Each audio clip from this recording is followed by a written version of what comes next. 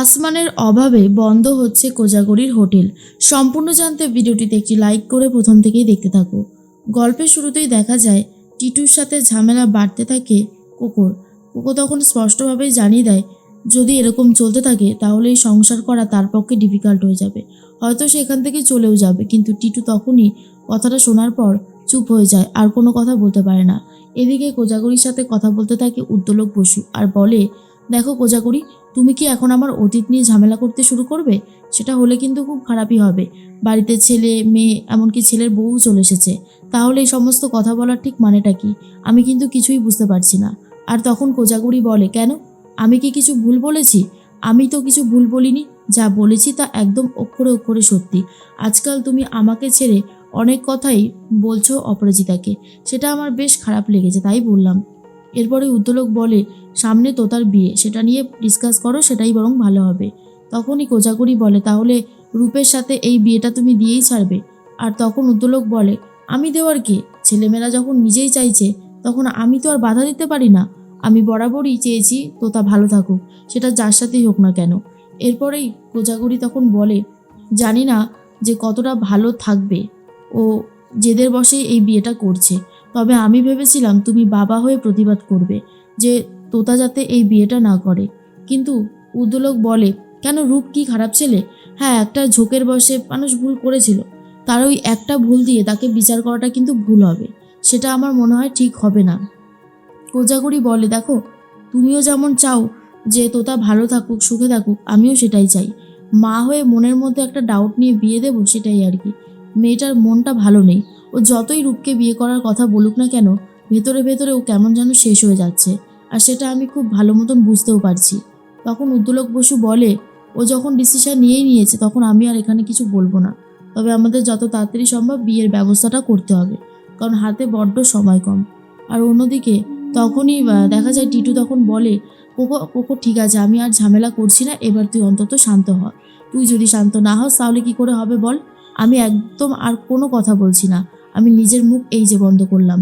Cocoa তখন বলে, টিটু, টিটু, আমি তোমাকে ভীষণ ভালোবাসি। তুমি যখন আমাকে তোমার অধিকারগুলো জোর করে আমার উপর ফলাতে যাও না, তখন আমার খুব কষ্ট হয়। আর তুমি যাকে ভালোবাসো তাকে কষ্ট দিতে কি তুমি চাও বলো? চাও তো না, তাহলে কেন এমনটা করছো? দয়া করে এমনটা করো না, যেটা আমার ভালো লাগে না। বিশ্বাস করো, আমি তোমাকে খুব ভালোবাসি, তাই তুমি এমন কিছু করো না যেটা আমার ভালো লাগে না। কথাটা শোনার পরে তখন খুব খারাপ লাগে টিটুর, আর বলে, ঠিক আছে ঠিক আছে, আমি কিছু বলছি না, আমি একদম চুপটি করে আছি, আমি কোনোভাবেই মুখ খুলবো না। কথাটা শোনার পরে কোকু জড়িয়ে ধরে টিটুকে।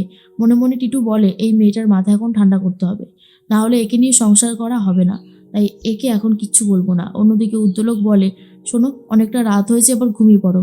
তখন কোজাগরী বলে, হ্যাঁ, ঘুমাতে তো হবেই, আবার কালকে সকাল সকাল উঠে ওই হোটেলে যেতে হবে। অনেক দিন হয়ে গেছে কোনো ব্যবস্থা করি না, দেখা যাক, কালকে থেকে আবার নতুন করে শুরু করতে হবে। এর মধ্যেই দেখা যায় সকাল হয়ে গেছে, কোজাগরীর হেসেলে ঝামেলা চলছে। কোজাগরী যাদের ওপর ভরসা করেছিল, সেই রাকেশ বাজার তো করে এনে দিয়েছে, কিন্তু যেই মহিলাটাকে রেখেছিল রান্না করার জন্য, সে আর রান্না বান্না করতে চাইছে না। তখনই কোজাগরী বলে, তোমার তো আজকে রান্না করার কথা ছিল, তুমি করেছো?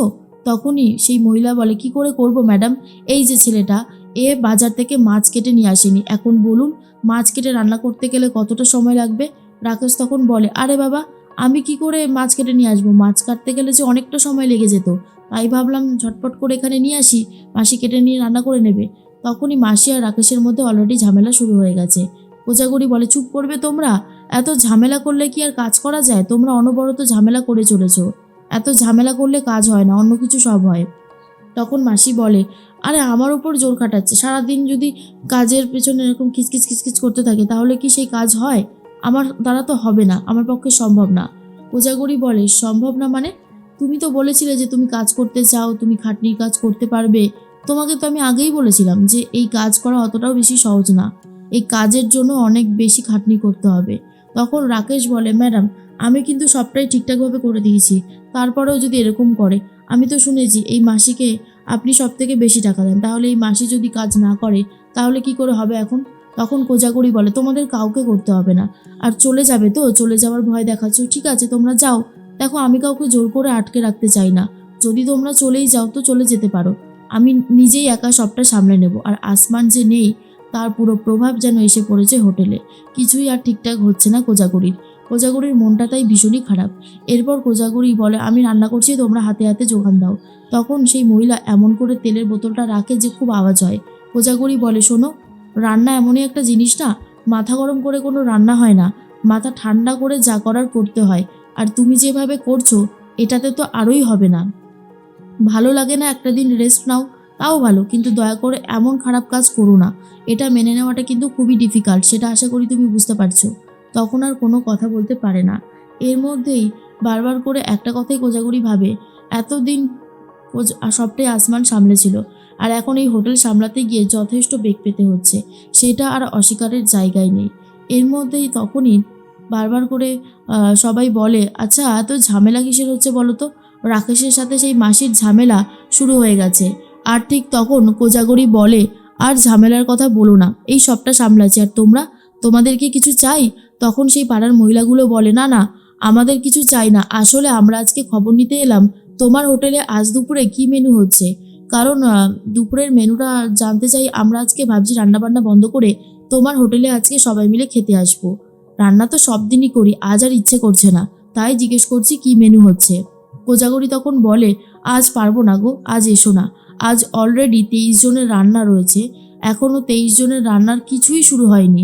তাই বলছি তোমরা যদি আবার আসো তাহলে আমি আরোই বেশি সামলাতে পারবো না। আজকে হবে না, অন্যদিন যদি আসো তাহলে খুব ভালো হয়।